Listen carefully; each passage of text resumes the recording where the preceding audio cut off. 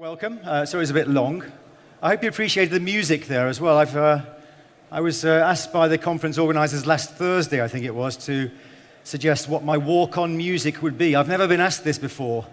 They asked in the same email where they politely asked for my slides as well, and I thought, I'm so stressed about the music thing. And this is a classic example of displacement activity, where the thing I should have been focusing on was making some content for you, was all taken up by working out that music, which is vaguely relevant to the subject of behavioral economics. Now, I must also say I'm not a psychologist. I've just talked to somebody who has a PhD in psychology who's really looking forward to my talk. That's very scary. I'm also not a practicing economist, so if anybody's here looking for expertise in either of those two fields, maybe now is not the time to get that expertise. My day job is I work in product management for one of the world's largest payment software businesses, which is ACI worldwide. I do have some hobbies, which do include public policy studies and economics as well. So my friends do say I should get out a bit more. But it does mean that with those interests, I am able to look at the way in which some of our customers, who are retailers, banks, acquirers, processors, and indeed central infrastructures, these quasi-government organizations that run the pipework and plumbing of payments, it gives me a different way of looking at their problems and reframing their problems. Now, an interesting way of framing right to begin with here, I should say also I've been in payments for about 25 years. Payments has not typically been a very cool subject. Over the past few years, that has changed. Payments has become quite cool, believe it or not. I know this to be true because my kids, when I went to a conference last week, asked for me to get a selfie with an American Senegalese rapper who I've never heard of. He's called Akon. Has anybody heard of Akon? I hadn't heard of him. I had to have a photo taken with him. I am now officially cool. He's launching a new cryptocurrency called Acoin, all about financial inclusion. Look him up. It might have changed my mind. Anyway, let me frame these moves in four different ways. There is an awful lot of activity taking place now at public policy level. Consultants, advisors, working for governments who are looking at how to improve outcomes for citizens. They're looking at opening banking systems, regulating banking systems. They're looking at the status of crypto, working out legality. It's every day on the front page of major newspapers. Consumer choice has become extraordinarily varied. People insist on instant gratification, instant access to things, instant payments. People's ability to deal with choice has become broader, much more broad. So the idea of trying to keep things simple, which used to be the old maxim of anything to do with financial services, maybe doesn't ring true anymore. And at the same time, we face this impending revolution, the so-called Fourth Industrial Revolution, which means that in addition to sort of having to deal with payments and banking, we have to deal with ever greater forms of communication. I call it the universal connectivity imperative. And finally, business models for people involved in payments today are changing. They're being regulated. There's a price pushed down to zero. It's very difficult for existing people to make money out of payments unless they recreate new propositions. I mentioned the Fourth Industrial Revolution. This is something which might have popped up over 3 years, I guess, launched by the World Economic Forum. It's a really neat way of trying to suggest how we as a society need to go and behave differently. So after the first three revolutions based on steam or electricity and then on communications, the Fourth Industrial Revolution proposes that we all have to deal with human-to-machine interface a lot more effectively. We have to do a lot more human-to-machine talking, but also we have to prepare for machine-to-machine communication. Interactions that might lead to transactions that might need to be paid for. Underpinning all of that is the need for data, for permissioning, for clever management of identity systems. I noticed that we've had a few appearances from people involved in electronic identity already. I was at a conference in America a couple of weeks ago, the Money 2020 conference. I was shocked to see that about 25% of all the exhibitors were some form of electronic identity supplier. It's almost like crypto. That's last year's deal. You know, we've had peak blockchain in America. Now, the problem about finding solutions to the Fourth Industrial Revolution is that there's a tendency to throw advisors and economists and scientists at the problem in the same way that we've always done. You put it into a spreadsheet and you work out what the best economic outcomes are. And I'd like to sort of try and propose some alternative approaches to doing solutions in financial services. And I'd like to start in the middle of that picture with a guy called Daniel Kahneman, who is famous for winning the World Economic, or the Nobel Economic Prize in 2002. He's notorious because he's the first, he probably is still the only person to win the economics prize who's not an economist. He's a psychologist. He popularized this idea of researching how people think. System 1 and System 2, where System 1 is like an instinctive brain which has been with us since we were reptiles. It's the reptilian brain syndrome. And System 2 is the one which is rational thought. And he concluded that actually we spend 90% of our time, more than 90% of our time, doing the instinctive things, and only 10% of our time doing post-event rationalization with the System 2 brain, the slow brain. Now, this kind of focus on psychology and economics, or the overlap, has become now quite popular. Or it certainly became popular since Kahneman, and he popularized it in that book. Many of you will have seen that book, Thinking Fast, Thinking Slow, or Thinking Fast and Slow. But a few years later, in fact, it's the guy, if anybody recognizes this guy here? He's a guy, well, you would, yeah, psychologist. Richard Thaler is another winner of the economics prize. He won it in, I think it's 2017. So he's there appearing in a movie with Sonia Gomez. The movie's called The Big Short, explaining how people were conned and did the stupidest things at the time of the last economic crash in 2008. So you can see that this whole world of psychology and economics has come together to become literally Hollywood viable. And my final person I'd like to refer to here, and I'm not sure whether you're going to get the slide decks, but I don't mind if you take my slides. There's a reference to where these people are appearing. So the guy on the left is a guy called Jean Tirole, also a Nobel Prize winner, famous for regulation of two-sided marketplaces, things like dating agency sites, taxi companies, but also the credit card marketplace. Places where you have to regulate on two sides because the way in which people are inspired to move on one side, like us as consumers and cardholders, is completely different to the things that turn on a retailer. Now, there's a lovely infographic, which I don't think you'll be able to read any of it, but you can download it, because I've given you the details there. This is a list of all the known heuristics. And heuristics is a word which describes automatic ways of behaving, which you do without actually realizing them. And they've all got a name, and they've all got some scientific background. I'm going to talk about a couple of them, because they're kind of quite neat. But they kind of like typically fall into that brain where your brain is System 1, fast thinking. You don't even know you're doing it. You make a decision with gut feel. And a lot of what we do in financial services is also based on that gut feel. Classic example of that is called the present bias.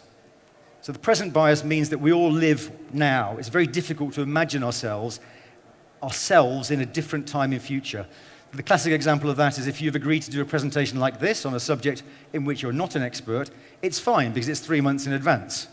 You're discounting the importance of that time 3 months ahead because you can't quite imagine it. But when it gets to the day before, you get quite stressed because actually you're now in the present. So this is called the present bias. Same thing applies to savings. People tend not to worry about savings because they're saving for a future version of themselves. That's not a good thing. We need to find mechanisms where people are encouraged to save to make sure that they're not a burden on the state or on families in the future. A classic example of a bias, I think this is called technically hyperbolic discounting. Has anybody heard of the marshmallow test? So this is the classic one for those who haven't seen it. It's where, I think it happened in the 1970s in Stanford University, a group of kids were given two options. They could either have one marshmallow or one treat right now, but they were given the option of if they waited for 15 minutes, they could have two marshmallows or two treats. And then the experiment was about how these kids found different coping mechanisms for trying to get to the second marshmallow. And also there's some correlation about family background, and there's a bit of a nature-nurture dispute about what sort of kid is more likely to be strong enough to wait for the second marshmallow. Another really nice example, this is called the $300 million button. This would be interesting to anybody who's involved in user design or user experience.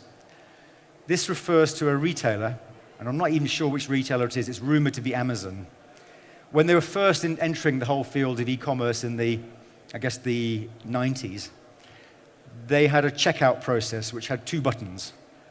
So you'd already filled your basket by this stage, but then you had 2 buttons. Button 1 was log in, because they assumed that you were a returning customer, and if you logged in, you wouldn't need to enter your address or details and things like that. The second button was register. And that was it. Only 2 buttons, log in or register. Now, if you're a first-time customer trying out e-commerce for the first time, and you're being proposed with a register button, that came as a bit of a shock.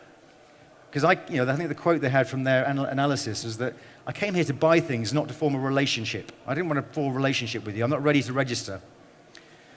So just by recognizing that bias of people being a bit gut feel, they don't want to be related to this thing yet, they just redesigned that screen to say, continue. So instead of saying login, it said continue. And then with a little text saying, you might want to register because it will save you time in future, because when you enter your details, you'll have to do it again next time you come and visit our wonderful service. And the cost that this saved was something like $20 million in the first month of that one simple little button, $300 million over the whole year, as a result of very, very simple understanding of people's biases when it comes to doing a checkout.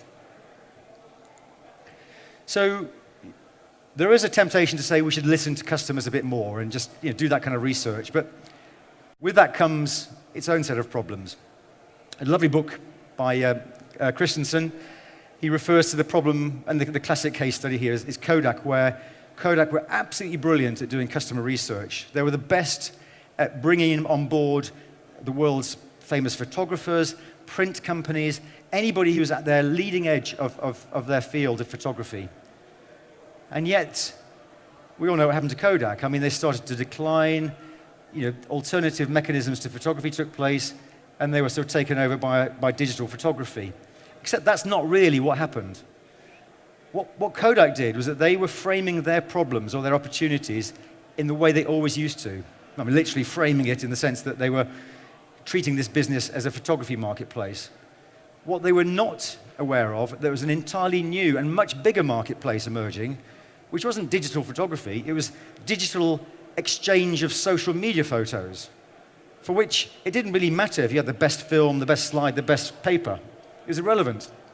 Now, Kodak would have been a brilliant company to move into that field, but they just didn't see it happen.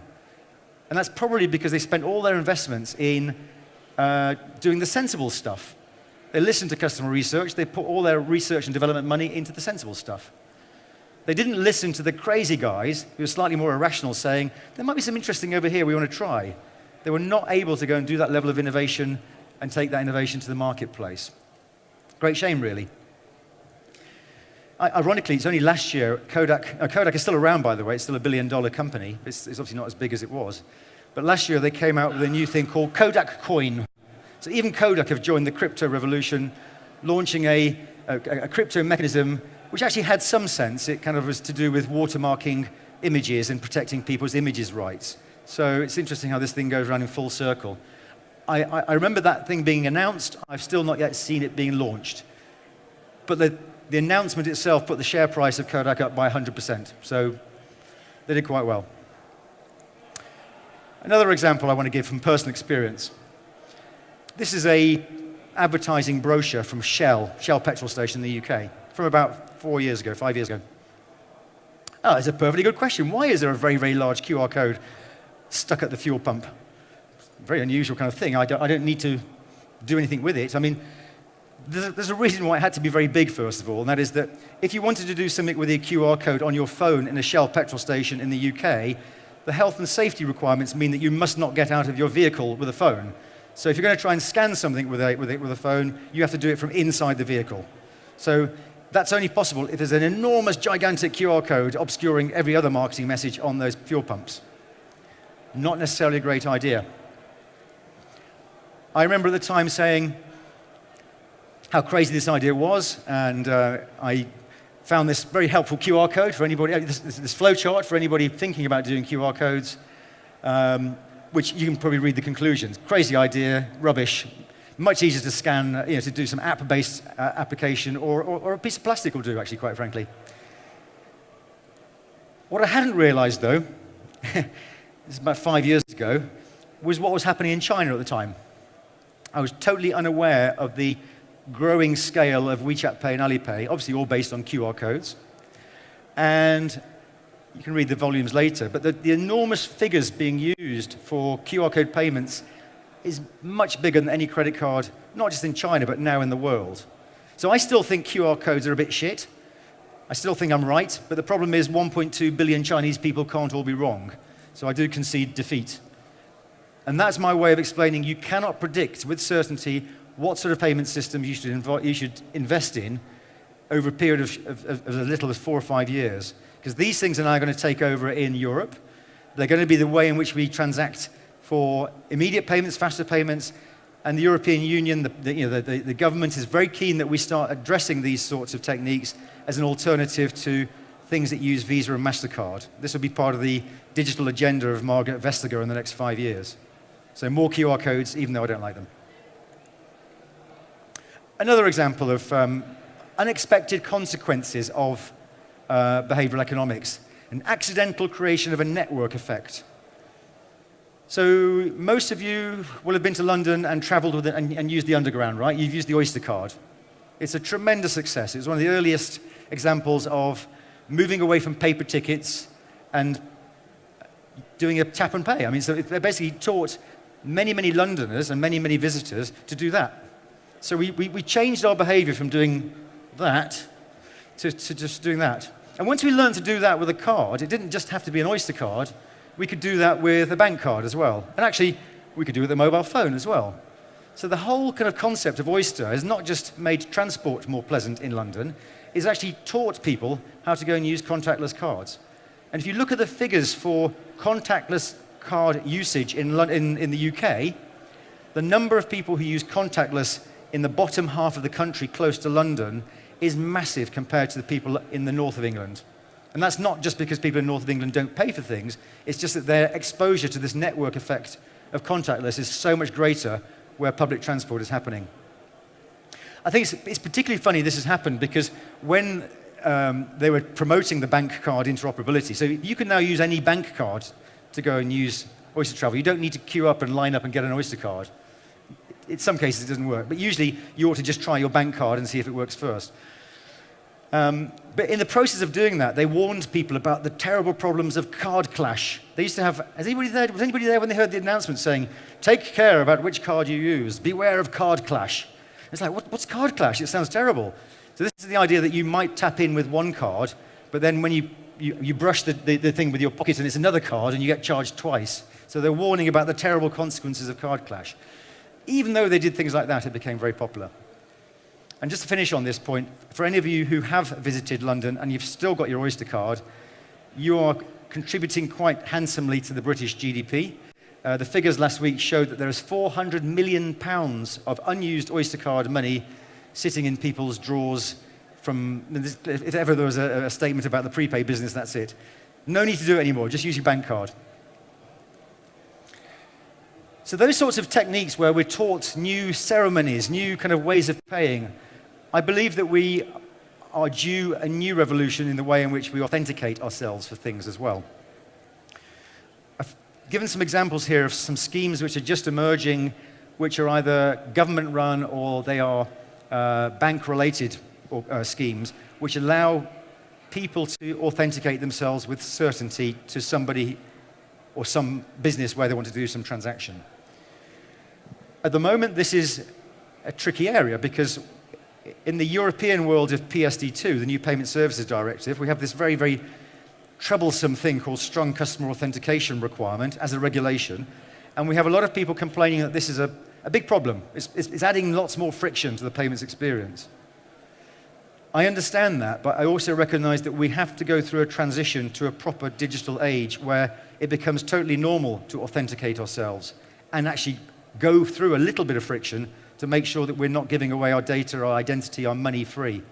It's becoming too easy. We're still dealing with payment systems which have been constructed in the 1970s and have layers of security on top. The whole thing is unstable. We need to move towards this model. I think I've got one final insight into this psychological thing. This is the most recent behavioural economics study I could find, which is done by proper academics for banking. It was done in 2014. It was done by the National Bank of Holland. That's the central bank of the Netherlands. The website there is actually the Bundesbank in Germany, where you can find it. But they did an interesting study on how different people react to posters and advertising. So they were trying to promote more people to use PIN, which is the contactless card, payment card in the Netherlands. They tried 3 different designs of posters. Just a simple logo or a simple slogan saying, you can use your PIN here. The second one had the little MasterCard Maestro logo on, and the third one had some more instructions. And then they tried this on different age groups. And it was quite surprising, the different reaction by different age groups to these different posters. So if you look on the left-hand side, that's the impact of this first poster. It's neutral. It makes no difference whether you're old or young. Look at the middle one with the Maestro thing. If you're younger, you're far more likely to be swayed by the logo, the meaning of some brand. The brand had some significance. You might have even related to the MasterCard logo. Old people, they didn't give a shit about the logo. If anything, they actually went down. They didn't trust it. If you look on the far side, where you've got instructions. So the theory here is that the older you are, the more likely you internalize an experience by being given an instruction of what to do. So older people preferred this pseudo-instruction of saying, yes, you enter your card, you type in a number, and then it's all okay. So old people prefer that. So when we're designing systems for payments, sometimes it makes a big difference about what target population. And this is not just about, yeah, millennials do things differently. I think there'll be lots of different graduations as well. In fact, just to make that point further, my daughter, she's now 17, I think. She's the one whose main income source is either my pockets or babysitting money. So she's a cash economy type girl. And she was always making fun of me with my funny electronic payments things. I want cash. Until she finally realized that she could actually save money by using the Monzo coin jar effect. But she also told me before taking up Monzo and doing this, I'll explain what this is in a minute, but she also explained to me what the pain of paying was. She didn't want to use her credit card because it was too easy for her to use her credit card. With cash, there's a tangible, fun, you can touch it, and you know where it's come from. So actually handing it over is far more painful than doing some electronic transfer. So although a lot of people talk about the need for friction-free payments and easy payments, even my 17-year-old daughter wants to have friction, the right level of friction, to make sure she doesn't spend too much and has enough money left to go and donate some money to a savings account. So just treating millennials as one group or Generation Z as a different group is not enough. There's going to be people who have different behavioral desires in their payments and saving systems. Enough on behavioral insights. I'm going to turn a little bit now to the role of government and central institutions. I want to talk about open banking. I was lucky enough to work in the UK Open Banking Working Group, which created the scheme and the standards for the UK open banking system about 4 years ago. Now, I don't know what you've heard or what we think about it. Some people say it's dead, nothing's happening. Some people say it's the best example of its case in the world. And also, open banking is now a global phenomenon. It is, despite what we see with PSD2, around the world, open banking as a regulatory thing is happening. But I'd like to explain what happened in the UK. 9 banks were forced by the government to open up their systems to new fintechs, to new third parties. And they were forced to do that because it was part of an action by the Competition and Markets Authority, where they created some actions and some remedies to force those 9 banks to open up more competition in the UK marketplace.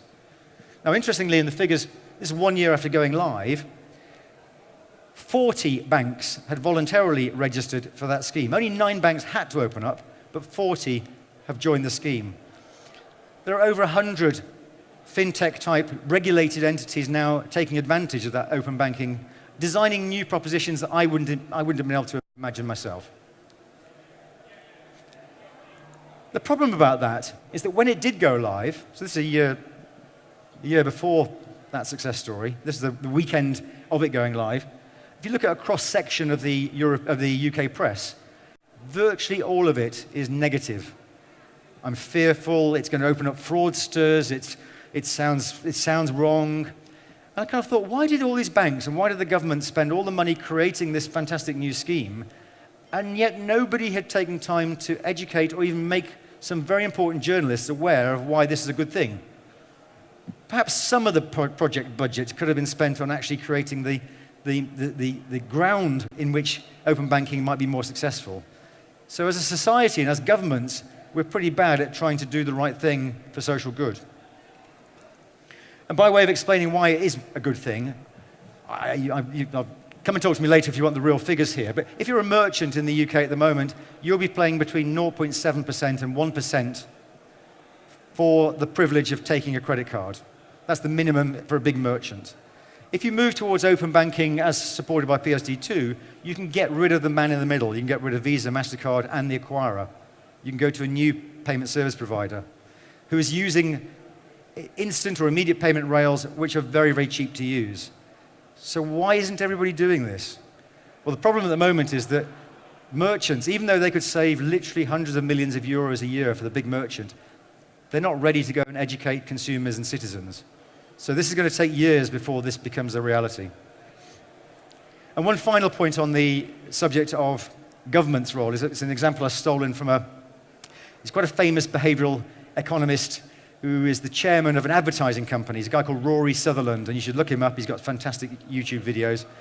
But he uses this fantastic example of how the British government spent £6 billion on making the experience of Eurostar journey from London to Paris much better. So the journey from London to Paris used to take about 2 hours 45. It's quite a reasonable journey. It's like enough time to prepare your slides for the presentation. It's enough time to read the newspaper, maybe have a sleep, and it's fine, perfectly reasonable time. You go from the middle of London, middle of Paris, it's fantastic.